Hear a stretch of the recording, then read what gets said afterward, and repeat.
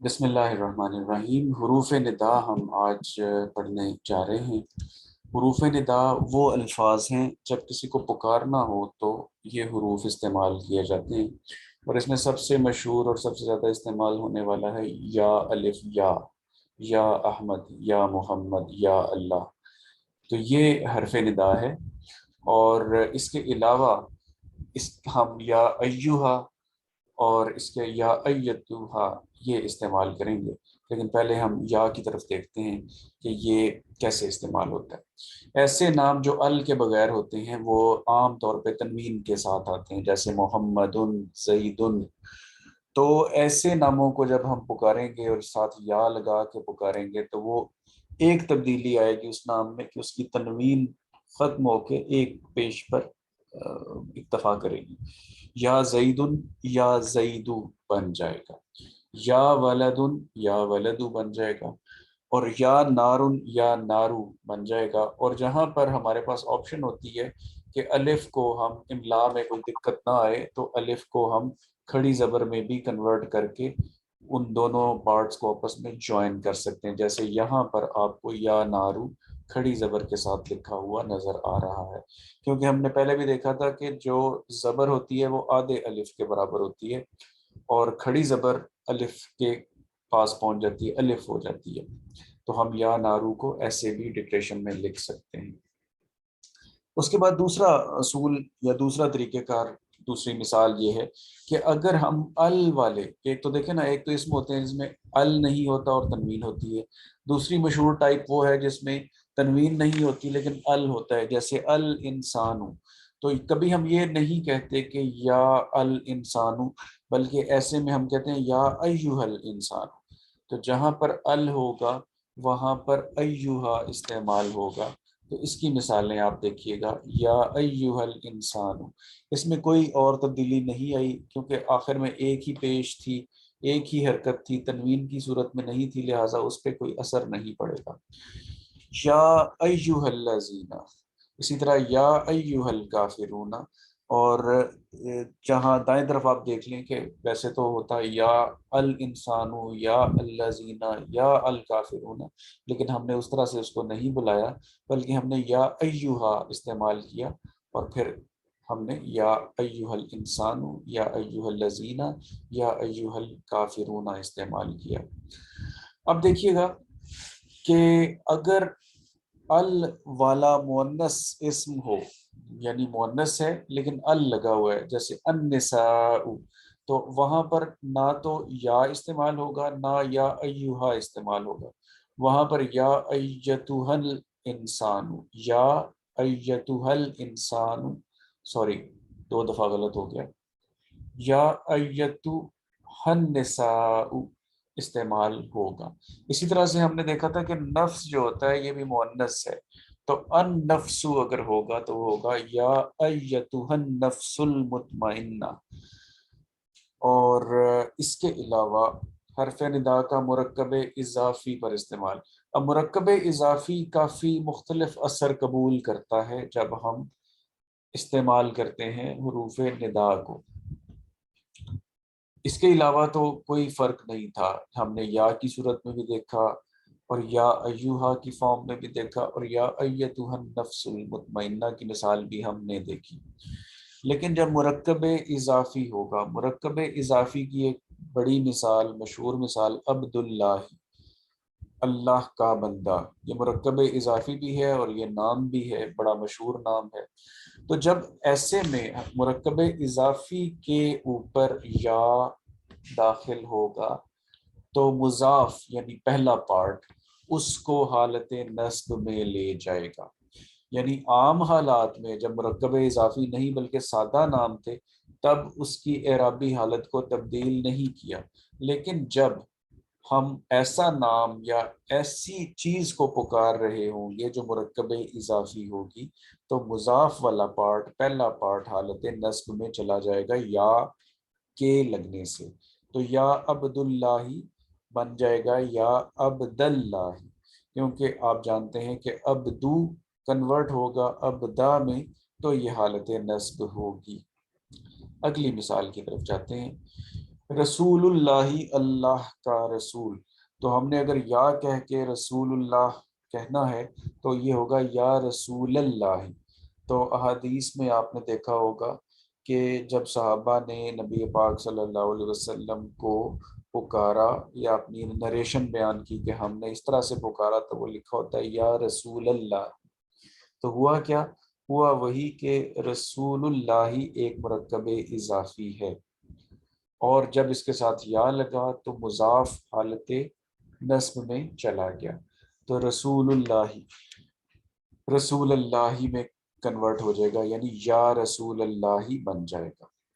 इसी तरह से अबुल कासिम एक मुरक्कब इजाफी है, और अबू का जो हालत नस्ब होती है, अबू की जो हालत नस्ब होती है वो अबल अबा होती है, या अबल कासिमी हो जाएगा। तो यहाँ पर भी फोकस किस पे है कि अबू अबा में कन्वर्ट हो जाएगा। उख्तु हारून, हारून की बहन, तो यहाँ भी उख्तु उख्ता में कन्वर्ट होगा जब इसके साथ या लगेगा, या उख्ता हारून, ए हारून की बहन। आगे एक और बात, रब्बुना, ये भी मुरक्कब इजाफी है। रब और नहनु को मिलाएं तो रब्बुना बन जाता है, यानी हमारा रब। और यहाँ पर जब या साथ लगेगा तो या रब्बाना होगा। और या रब्बाना को अरबी में एक्सेप्शनली, हर चीज़ के साथ तो ऐसा नहीं होता, लेकिन जब हम रब्बाना कह रहे होते हैं तो अंडरस्टूड होता है कि हम या रब्बाना कह रहे होते हैं, हम या इस्तेमाल नहीं करते, वो अंडरस्टूड होता है और वो लिखा नहीं जाता आमतौर पर। इसी तरह से रब्बी, अगर मैं वाहिद का सीगा मुतकल्लिम का इस्तेमाल करूं तो आएगा रब्बी, मेरा रब। या लगने से ये हो जाएगा या रब्बी। और यहाँ पर ये किया जाता है कि बे के बाद या बा के बाद जो ये है उसको हम ख़त्म कर देते हैं और रब्बी इस्तेमाल करते हैं। ये भी अंडरस्टूड है कि जब रब्बी इस्तेमाल हो तो असल में उसका मतलब या रब्बी होता है। तो अगर आपने सिंपल मुरक्कब इजाफी लिखना है कि मेरा रब, तो रा, बे और या इस्तेमाल होगा, जो कि यहाँ मैं दिखाना चाह रहा हूँ आपको इस तरह। और अगर हमने या रब्बी कहा तो वो मुख्तसर हो के रा और बा, और बाद में छोट एक जेर उसके साथ लग जाएगी। तो इस तरह से रब्बी अगर इस तरह डिक्टेट हुआ हो, इस तरह से डिक्टेशन उसकी लिखी हुई हमें मिले, तो उसका मतलब आप या रब्बी समझिएगा कि उसे पुकारा जा रहा है। अहलुल किताबी, किताब वाले, तो इसके साथ भी या लगेगा तो ये या अहलल किताबी हो जाएगा।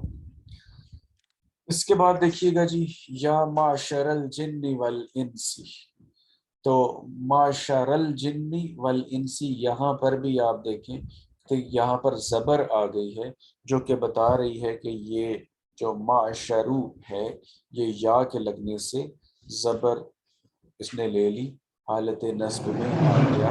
या माशरुल जिन्नी वल इंसी नहीं कहा जाएगा।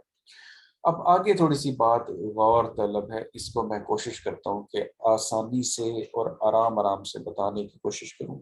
देखें, साहिबान सिज्न, साहिबान साहिबों को कहते हैं, या किसी जगह के मुकीमों को कहेंगे, जैसा कि इस मिसाल में पता चलेगा। तो साहिबान और अस सिज्नु, सिज्न कैद को कहते हैं।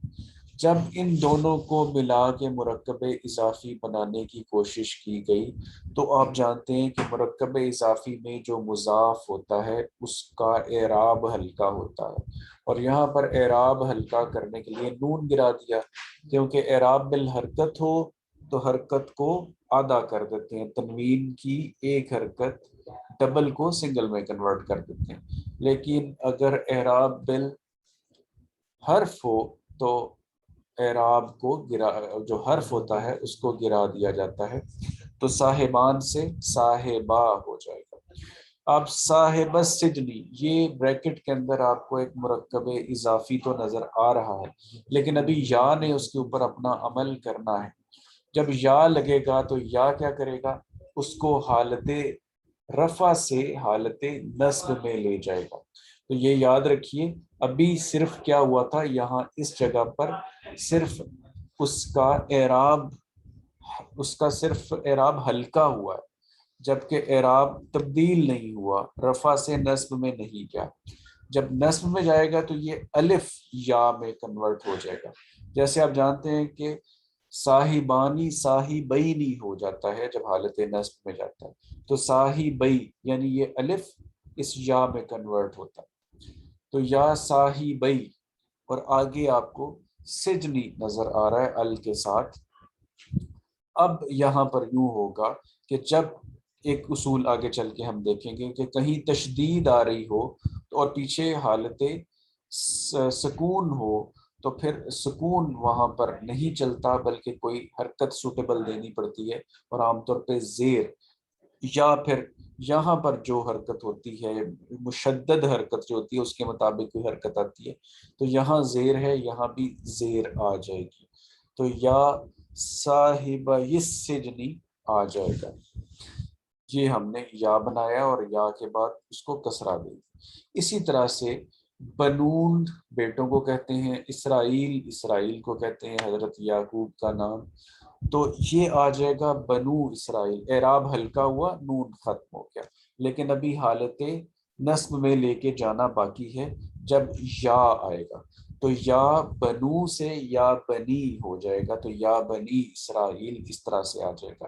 اسی طرح سے مثال یا بنی آدم کی ہے، اور اسی طرح سے آپ آ جائے گا ایک اور ایکسیپشنل صدرہ کیس، روٹین صدرہ ہٹ کے، یا اللہ جب آپ کہتے ہیں تو وہ آپ اس ترکیب کو اللہم بھی کہہ سکتے ہیں۔